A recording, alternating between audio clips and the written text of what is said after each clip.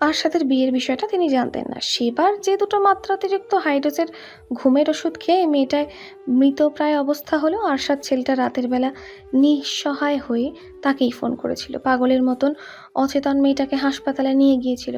তার ছটফটে অনুরোধে সেই রাতের বেলায় এমার্জেন্সিতে ছুটে গিয়েছিলেন। যে যখন দেখলেন পেশেন্ট একটা অল্প বয়সী মেয়ে, অনেকটা অবাক হয়ে জিজ্ঞেস করেছিলেন। ওকে আরশাদ।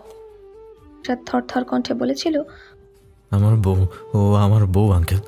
রাতে ঘুম হয় না দেখে না বুঝে দুটো ওষুধ খেয়েছে, এখন আর চোখ খুলছে না।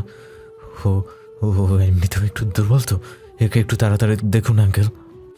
উনি অবাকই হয়েছিলেন। আরশাদ যথেষ্ট ব্যক্তিসম্পন্ন মানুষ। বউকে নিয়ে তার এহেন আহাজারিতে কোথায় যেন একটু নড়েচড়ে উঠেছিলেন তিনিও। মুনতাহা এখনও চেয়ে আছে উত্তরের আশায়। শফিক মৃদু হেসে বললেন, কিছুই খাওয়ানো উচিত নয় মা। অনেক সময় খাবার পানি এগুলো খাদ্যনালীতে না গিয়ে শ্বাসনালীতে চলে যেতে পারে, তো উল্টোপাল্টা ওষুধ দিলেও। আরশাদ মাঝপথেই উঠে দাঁড়ালো। যা হবার হয়েছে, এতদিন সামলেছে না, এবারও সামলে নেবে বলল। আসুন আঙ্কেল, আমি আপনাকে নামিয়ে দিয়ে আসি, রাত হয়ে গেছে। শফিক বুঝল না। একবার চেয়ে দেখলেন মুনতাহা মেয়েটা কেমন থমকে দাঁড়িয়ে আছে। আরশাদ বা হঠাৎ এভাবে উঠে দাঁড়ালো কেন? আরশাদ আবার তাড়া দিলে আর ঘাটলেন না তিনি। উঠে দাঁড়ালেন। আরশাদ একবার মুনতাহার দিকে চাইল। মেয়েটা কি যেন ভাবছে, নিরস চোখে পলক ফেলছে আর কি যেন ভাবছে ফ্যাল ফ্যাল করে। বুকটা ছিঁড়ে গেল আরশাদের। কি করবে সে এখন?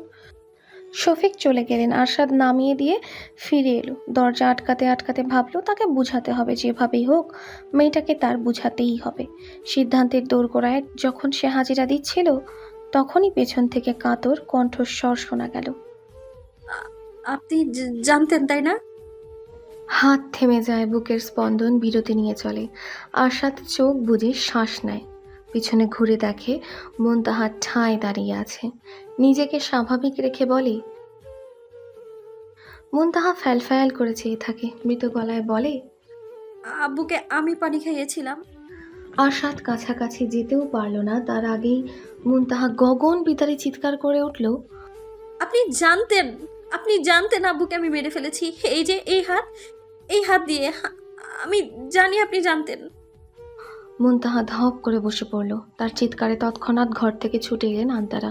আরশাদ তখন মেঝেতে বসে মুনতাহাকে বুকে টেনেছে জলদি, শক্ত করে ধরিয়ে বারবার করে বলছে, আপনি কিছুই করেননি মুনতাহা, আপনি তো জানতেন না। মুনতাহা মানে না, অবোধ মন কথা শোনে না।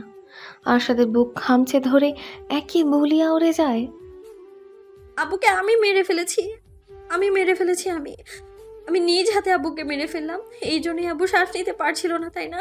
আমি কেন পানি খাওয়ালাম, কেন খাওয়ালাম বলেন না? আন্তারা দৌড়ে পানি নিয়ে আসে। আরশাদ এক হাতে জড়িয়ে ধরে অপর হাতে খাইয়ে দেয়। মুনতাহা পাগলের মতো করে। মুখ থেকে পানি পড়ে শাড়ি ভিজে যায়। আরশাদ হাত দিয়ে মুখ মুছিয়ে দেয়। সেদিন রাতে মুনতাহা যখন তাকে ফোন করে ডাকলো, সে যাওয়ার পরপরই বুঝেছিল মাহতাব সাহেব নিঃশ্বাস নিতে পারছিলেন না। তবে তার জানা মতে ব্রেইন স্ট্রোকে নিঃশ্বাসের সমস্যা হবার কথা না, বারবার শ্বাস টান উঠছিল। মুনতাহা বুক জাপটে মাথা গুজে রেখেছিল, বিধায় বুঝতে পারেনি বাবার হাঁসফাঁস। মাহতাব সাহেব মাথার যন্ত্রণায় পিছের দিকে হাত ঠেস দিয়ে ঝুঁকেছিলেন। সেই অবস্থাতেই হয়তো পানি খাইয়েছিল মুনতাহা। আরশাদ তো দেখেনি, তাই বুঝেওনি কেন তিনি নিঃশ্বাস নিতে পারছেন না। বুঝলে হয়তো কিছু একটা করতে পারত। যখন তিনি চোখ বুজে ফেলে, তার কিছুক্ষণ পর আরশাদ দেখে বেড সাইডে টেবিলে আধ খাওয়া পানির গ্লাস। মুনতাহা সেদিন কাঁদতে কাঁদতেই বলেছিল তার বাবা শেষবার তার হাতেই পানি খেয়েছে। আরশাদ কিছু বলেনি। পরে খোঁজ করে, ফোন দেখে, ডক্টরের কাছেও গিয়েছিল সেদিন বিকেলেই। জানতে পারে ওর সময় খাবার পানি খাওয়ানো উচিত নয়। সেই থেকে সে চেপে রেখেছে কথাটা। ওই যে মেয়েটা নিজেকে দোষী ভাববে, প্রাণপ্রিয় বাবার মৃত্যুতে কোথাও না কোথাও সে দায়ী। কথাটা জানলে মেয়েটা কি করবে? ভাঙাচোটা মুনতাহাকে সামলাতেই এত পড়তে হয়েছে। ঘুরিয়ে যাওয়া মুনতাহাকে সামলানোর সাহস তখন আর করে উঠতে পারেনি আরশাদ। মুনতাহা দুহাতে মাথা চেপে ধরে, চিৎকার করে বিরতিহীন। আরশাদ বলতেই থাকে, মুনতাহা, আপনি জানতেন না, আপনি না জেনে খাইয়েছেন। তাছাড়া আঙ্কেলের বেশ মেজর স্ট্রোক হয়েছিল। উনি এমনিতেও দেখুন, আপনার জন্য কিচ্ছু হয়নি, কিচ্ছু না। আপনি পানি না খাওয়ালে উনি হয়তোবা বাঁচতেন না মুনতাহা। বোঝার চেষ্টা করুন। আমি মিথ্যা বলছি না। মুনতাহা একই কথা বলতে থাকে। বোঝে না, বুঝতে চায় না। তার হাহাকারে কলিজায় শানিত শুল বিঁধে আরশাদের। এক পর্যায়ে ক্রূর্ধ নিরুপায় আরশাদ খেই হারিয়ে ফেলে। পাগল প্রায় প্রিয়সীকে থামাতে হিতাহিত জ্ঞান হারিয়ে সজোরে থাপ্পড় বসায় মুনতাহার নরম গালে। ঠোঁট ফেটে রক্ত বেরিয়ে আসে, তুলতুলে গালে 5 আঙুলের ছাপ বসে যায়। মুনতাহা চুপ হয়ে যায়, ঠোঁটের রক্ত গড়িয়ে পড়ে। আন্তারা আরশাদের কাছ থেকে মুনতাহাকে ছাড়িয়ে নিয়ে রণকণ্ঠে গর্জে ওঠেন। এত সাহস কেমনে হয় ওর গায়ে হাত তোলার? মুনতাহা চুপ হয়ে গেছে, চোখ দিয়ে পানি গড়াচ্ছে, ঠোঁট দিয়ে রক্ত, গালের আঙুলের ছাপে নির্মমতা। আরশাদ হাত মুঠো করে ফেলে, উঠে দাঁড়িয়ে বলে, ওকে বলো আর একবারও যেন নিজেকে দোষারোপ না করে। বলে হন হন করে ঘরে ঢুকে দরজা আটকে দেয় সে। আন্তারা কথাবার্তায় বুঝেছেন কি হয়েছে। মুনতাহা এক মনে মেঝের দিকে চেয়ে আছে। ছোট্ট মস্তিষ্কে জটলা পাকিয়ে যাচ্ছে হাজারো ভাবনা, অনুশোচনা, অভিযোগ, হতভম্বতা। আন্তারা নিজের ঘরে নিয়ে যান মেয়েটাকে, বিছানায় বসিয়ে ঠোঁটের রক্ত মুছিয়ে দেন, এলোমেলো চুল ঠিক করে দেন, ভেজা শাড়ি বদলে দেন। মেয়েটা মূর্তির মতো বসে থাকে, সারা শব্দ করে না। একটু আগেই কত হাসলো তার সাথে। আন্তারা চুমু খেয়ে বললেন, আজকে আমার কাছেই থাকুক আম্মু, ওর কাছে যাওয়া লাগবে না। মুনতাহা উত্তর দেয় না, একবার চেয়ে মাথা কাত করে সম্মতি জানায়। তখন গভীর রাত, ঘড়ির কাঁটা দুটো ছুঁই ছুঁই। আধা খাওয়া সিগারেটের বাদামি রঙা ফিল্টার বাঁকা রাস্তায় ছুঁড়ে ফেলে ঘরে আসে আরশাদ। বিনিদ্র শূন্য বিছানা, মুনতাহা আম্মার কাছে। রাতের খাবারের সময়ও আন্তারা তার সাথে কথা বলেনি। মুনতাহার খাবার ঘরে নিয়ে গিয়েছে, খাইয়ে দিয়েছে হয়তো। আরশাদ কিছুক্ষণ থম ধরে বসে থাকে, তারপর উঠে যায়, দরজা খুলে বেরিয়ে আসে। আন্তারার দরজা আটকানো। আরশাদ 2 সেকেন্ড দাঁড়িয়ে থেকে আঙুলের টোকা দেয়। আম্মা জেগে আছো? ভেতর থেকে আন্তারার নির্ঘুম কণ্ঠ ভেসে আসে, কি সমস্যা? আসবো আম্মা। আন্তারা ঘাড় ঘুরিয়ে পেছনে তাকায়, দরজা আটকানো। আরশাদ খোলেনি এখনো, বলে, আয়। আরশাদ ভেতরে ঢোকে, চোখ রক্তবর্ণ, সিগারেটের ঝাঁঝে ঠোঁট জোড়া পুড়ে গেছে যেন। মুনতাহা চুপটি করে ঘুমাচ্ছে, এক হাতে আন্তারাকে ধরে আদরে কন্যার মতো গুটিয়ে আছে। ঘরের সবুজ বাতিতে কি সুন্দর দেখাচ্ছে মেয়েটাকে। আরশাদ 2 কদম এগোয়। আন্তারা কাঠ গলায় বলেন, কি বলতে এসেছিস বলে চলে যা। ওকে নিয়ে যাই আম্মা, তুমি ঘুমাও।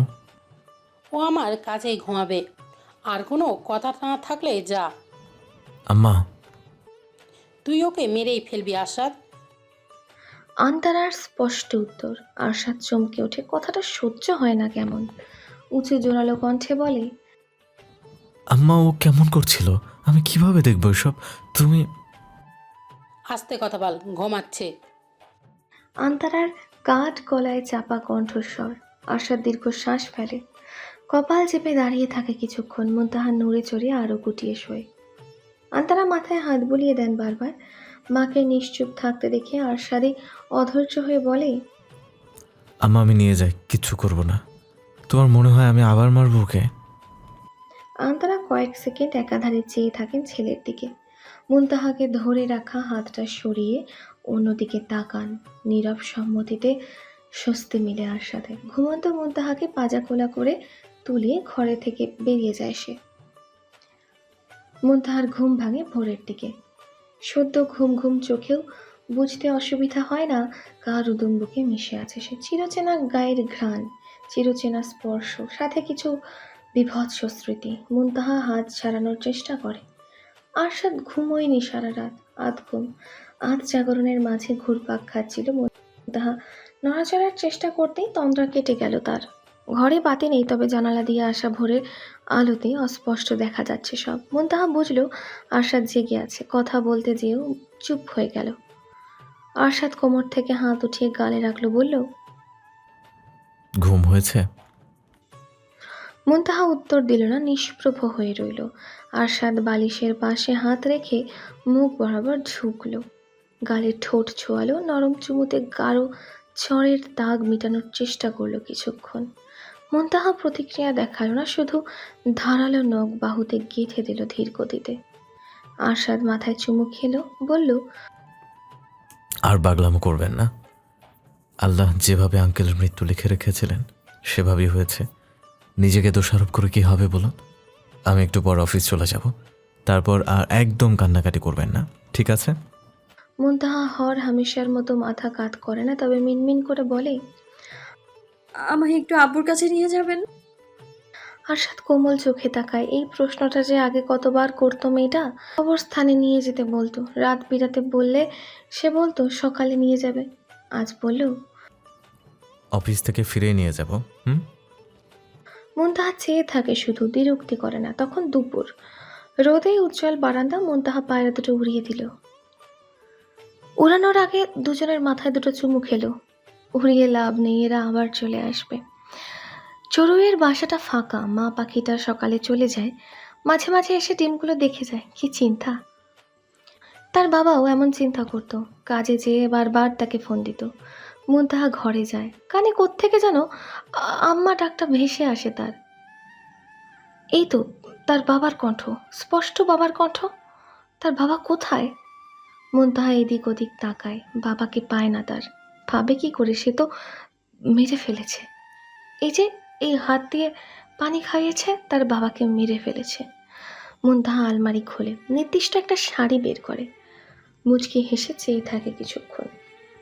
গায়ে জড়িয়ে বেরিয়ে এলো যখন, কি সুন্দর দেখাচ্ছে তাকে, স্বয়ং শুভ্র মেঘরানী যেন। মুনতাহা আয়না দেখে না, ওই মুখ তার দেখতে ইচ্ছে করে না, ঘেন্না লাগে। খুনি একটা। বেড সাইড টেবিলটা আজকাল খোলা থাকে। আরশাদ আগে তালা দিয়ে যেত, এখন আর দেয় না। মুনতাহা ধীর পায়ে এগোয়, ড্রয়ার খোলে, দুটো ভরা ঘুমের ওষুধের পাতা। গ্লাসে পানি ঢালে মুনতাহা। জ্ঞান শূন্য মস্তিষ্ক কাজ করে না।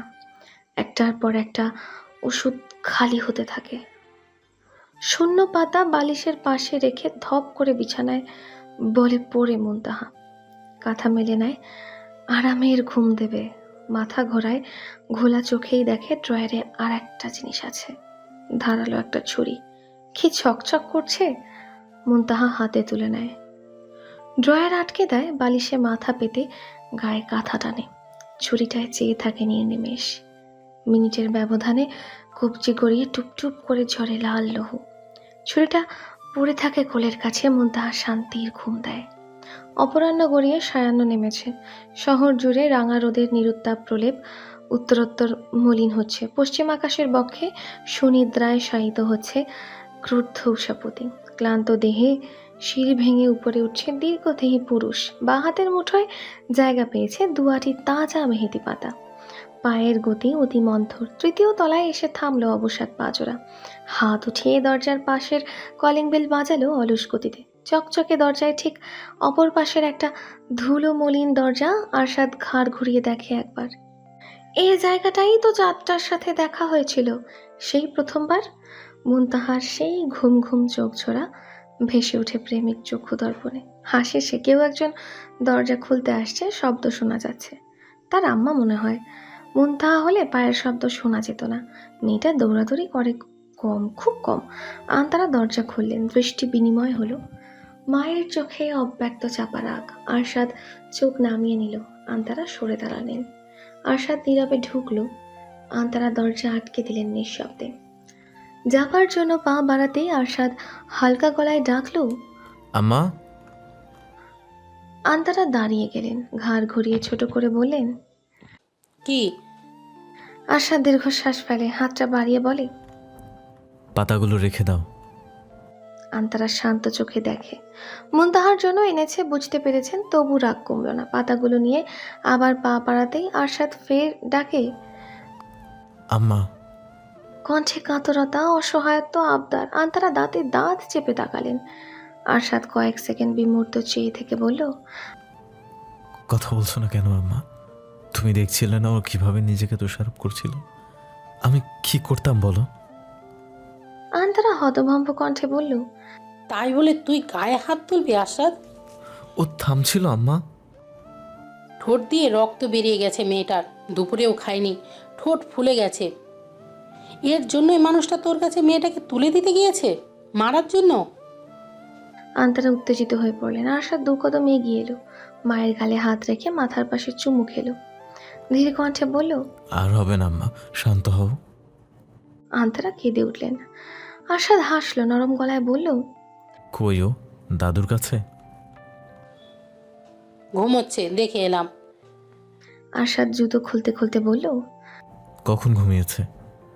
দুপুরের পরপরই খেয়ে ডাকলাম, ওপাশ ফিরে শুয়েছে, ওঠালাম, উঠলো না, আর ডাকিনি। একটু আগেও দেখলাম ওইভাবেই গায়ে কাঁথা মুড়ি দিয়ে ঘুমিয়ে আছে। কাঁথা মুড়িয়ে? ওর তো গরম লাগে, জ্বর এসেছে। আন্তরা চিন্তিত কণ্ঠে বললেন, তা তো দেখিনি। আচ্ছা ঠিক আছে, আমি দেখছি আম্মা, তুমি খাবার দাও, প্রচণ্ড ক্ষুধা লেগেছে। ওকে নিয়ে আবার বেরোতে হবে একটু পরে। কোথায় যাচ্ছিস? কবরস্থানে, সকালে বলছিল, বলেছিলাম এসে নিয়ে যাব। ও দাদু ঠিক আছে? হ্যাঁ, আম্মুও ঘুমোচ্ছে, দুপুরে ভালোভাবেই খেয়েছে, ঠিক আছে। ডাক্তারের অ্যাপয়েন্টমেন্ট নিয়ে এসেছি, কাল সন্ধ্যায় নিয়ে যাব। আশাদ ঘরের দরজা খুলল। আন্তরা মেহেন্দি পাতাগুলো ডাইনিং টেবিলের উপর রাখতে রাখতে বললেন, ভাত খায়নি, ওকে ডেকে দিস, একসাথে খেয়ে নিবে। মুন্থা ঘুম, গলা পর্যন্ত কাঁথা টানা, পা ভাঁজ করে গুটিয়ে ঘুমাচ্ছে। শীত করছে নাকি মেয়েটার? ঘরের আলোও জ্বালানো অফিসের ব্যাগটা সোফার উপর রাখে আশাদ। রেগুলেটর ঘুরিয়ে ফ্যানের গতি কমিয়ে কাছে যায়। ঠোঁটের কোণটা সত্যিই ফুলে গেছে। সকালেও এত ফোলা ছিল না, রক্ত মুছিয়ে দিয়েছিল, তবুও একটু একটু জমাট বেঁধে লাল হয়ে আছে। আশাদ ঝুঁকে গেল, কপালে চুলগুলো সরিয়ে দিয়ে গালে কপালে হাত ছুঁয়ে জ্বর মাপল। না, জ্বর আসেনি, এমনি হয়তো শীত করছে, গা ঠান্ডা হয়ে আছে। ফুলে ওঠা ঠোঁটের কোণে ছোট করে চুমু খেলো সে। আদুরে গলায় ডাকলো, মুনতাহা, চাঁদ, ওঠেন। মুনতাহার সারা শব্দ পাওয়া গেল না। আরো দুবার ডেকে আশাদ সোজা হয়ে দাঁড়ালো। গভীর ঘুম হয়তো, কাল এত কাঁদলো, শরীর খুব খারাপ লাগছে হয়তো বা। তখন আর ডাকলো না, একটু ঘুমুক, তার ফ্রেশ হতে তো সময় লাগবে, ততক্ষণ পর্যন্ত না হয় ঘুমিয়ে থাক। গোসল সেরে বেরোলো যখন, মুনতাহা তখনও একইভাবে শুয়ে আছে। খটকা লাগলো, মেয়েটা তো কখনোই একাধারে শুয়ে থাকে না। 2 মিনিট পর পর এপাশ ওপাশ ফিরে খালি গায়ের কাঁথা এলোমেলো হয়ে যায়। সে বারবার ঠিক করে দিলেও কাজ হয় না। আজ এমন বুধ হয়ে ঘুমোচ্ছে কেন? ওষুধ তো খায় না আর। তবে আশাদ এগিয়ে যায়, গালে হাত রেখে ডাকে, চাঁদ, মুনতাহা, এই মুনতাহা, আঙ্কেলের কাছে যাবেন বললেন, রাত হয়ে গেছে, উঠেন, দেরি হয়ে যাবে তো, খাবারও খাননি আপনি। মুনতাহা। ভেজা চুলের পানি টপ টপ করে পড়ে ঘুমন্ত চোখের পাপড়িতে। মুনতাহা তবু সারা শব্দ করে না, চোখ পিটপিট করে না। আরশাদ কয়েক সেকেন্ড স্তব্ধ চেয়ে থাকে, চোখ ভরে করে অবিশ্বাস, তীব্র অবিশ্বাস, মনে বাজে ভীত ধামামা। কণ্ঠস্বর পাল্টে যায়, আরশাদ অধৈর্য হয়ে পড়ে। মুনতাহা, কি হলো? হাঁটু ভাঁজ করে তুলে বিছানায় রাখে সে। বালিশের পাশে হাত রেখে আরও কাছে ঝুঁকতেই টের পায় হাতে কি যেন বাঁধছে। এলোমেলো হাত রালে সহজেই হাতে চলে আসে ঘুমের ওষুধের খালি পাতাগুলো। আরশাদ বিশ্বাস করে না। গলার কাঁথা একটু সরাতেই নজরে আসে মেয়েটা সাদা শাড়ি পরে আছে, সেই সফেদ জামদানিটা মাহতাব সাহেব মারা যাবার আগে যেটা উপহার দিয়ে গিয়েছিলেন।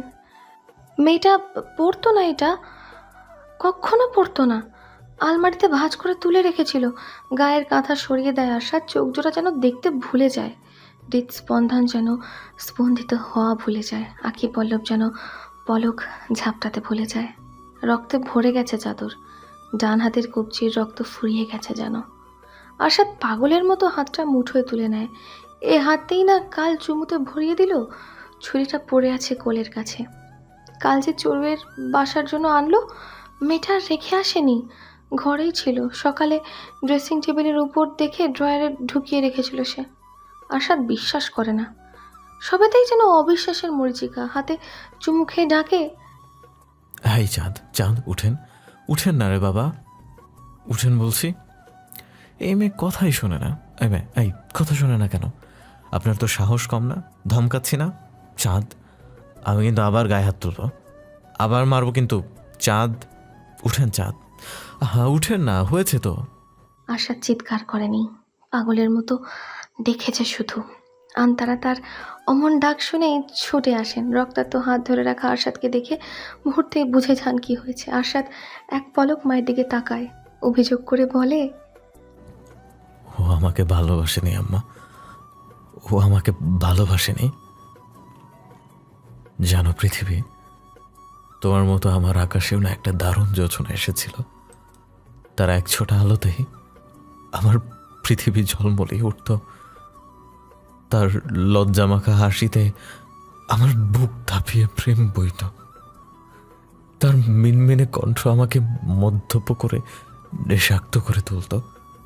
কিন্তু জানো কি, সেই যোচনাময় চাঁদটা ছিল খুব নিষ্ঠুর, বড্ড স্বার্থপর। আমার আমার ভালোবাসা সে বুঝতে পারতো না, চোখের গভীরতা সে ভাবতে পারতো না, আমার বুকের প্রেম সে একদম টেরই পেত না। এত সব বোঝা পড়ে আমি যখন ডুবকে তুলছিলাম, মাঝখান দিয়ে চাঁদটা কি করলো জানো? আমার যোচনা ভরা গোছানো ঘরটাকে তুমড়ে মুচড়ে প্রণয়ের ধ্বংসস্তূপ করে দিয়ে চলে গেল। আমার সবটুকু প্রেম নিয়ে আমার থেকে দূরে চলে গেল। আমাকে নিঃস্ব করে, ভেঙে চুরে, বিধ্বস্ত করে সে যেন শান্তি করালো খুব। আমার চাঁদটা এত অবুঝ কেন হলো পৃথিবী? পৃথিবী নিরুত্তর চেয়ে থাকে। তার থালা ভর্তি যোছনা সহ্য হয় না অমানিসার ঘেরা একাকী প্রেমিকের। আরশাদ ঘরে ঢোকে, সিগারেট ধরিয়ে বিছানায় হেলান দিয়ে বসে, চোখ বুজে আপন মনে আওড়ায়, জানেন চাঁদ, চোখ ভাঙা ঘুমে আমি আজও পাশ হাতরে খুঁজি। আপনাকে পাই না যখন, তখন ঘুম মাথায় কিভাবে জানেন? আপনি হয়তো আমার বুক থেকে সরে বাপাসটায় ফিরে শুয়েছেন। আপনার তো খুব গরম লাগে, অথচ আমার অর্ধ অবচেতন মন বুঝেই না যে আমি আজ 2 বছর যাবৎ একাই ঘুমোই। আচ্ছা চাঁদ, আপনি সব সময় আমার থেকে দূরে যেতে চাইতেন কেন?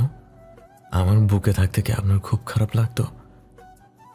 জানেন চাঁদ, আমার অগোছালো ঘর না এখন সারাটা দিন অগোছালোই থেকে যায়। 2 মিনিট পর পর কেউ গুছিয়ে দেয় না।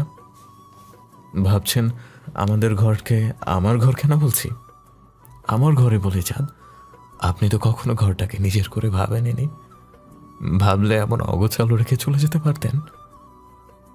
আচ্ছা, আপনার কি আমায় মনে পড়ে চাঁদ? মনে পড়ে এই পৃথিবীতে আপনাকে এখনো একজন পাগলের মতো ভালোবাসে? কি কি সব বলছি তাই না? আপনি তো স্বেচ্ছায় চলে গেছেন, মনে পড়বে কেন? চাঁদ, আপনি না খুব ভীতু ছিলেন, তবে নিজের হাতে ছুরি চালানোর সময় ভয় লাগেনি? একটু ভয় লাগেনি? ভয় কেন লাগলো না চাঁদ? আপনি এত সাহসী কেন হলেন চাঁদ? আমার চাঁদ তো ভীতুই ভালো ছিল। চাঁদ, আমি যে আপনাকে এত কিছু বলে আপনি শুনতে পান চাঁদ? আমি না সত্যি পাগল হয়ে গেছি চাঁদ, আপনি কি করে শুনবেন? আশাদ একাই হাসে, একাই কাঁদে, একাই অভিযোগের ঝুলি খুলে বসে। পাষাণ চাঁদ শোনে না, জবাব দেয় না। অন্ধকার জুড়ে অভিযোগী প্রশ্নরা ঘুরপাক খায়। বিদীর্ণ মন সাদা বিষাক্ত ধোঁয়ায় চূর্ণ বিচূর্ণ হয়, নাভিশ্বাস উঠে যায় গলায়। তবু অভিযোগ থামে না। আপনার কাছে আমি এখন এক বুক ভালোবাসা পাই চাঁদ। আপনার কাছে আমি এখন এক সমুদ্র প্রেম পাই চাঁদ। আপনার কাছে আমি এখনো এক আকাশ জ্যোৎস্না পাই চাঁদ। আপনার কাছে আমি গোটা আপনিটাকেও পাই চাঁদ। সিগারেটের প্যাকেট ফাঁকা হয়ে যায়। আশাদ হেসে ফেলে, আপনার কাছে আমি 320 টাকা পাই চাঁদ। এক সন্ধ্যায় আপনাকে দেখতে গিয়ে আমার পুরো টাকাটা জলে গিয়েছিল।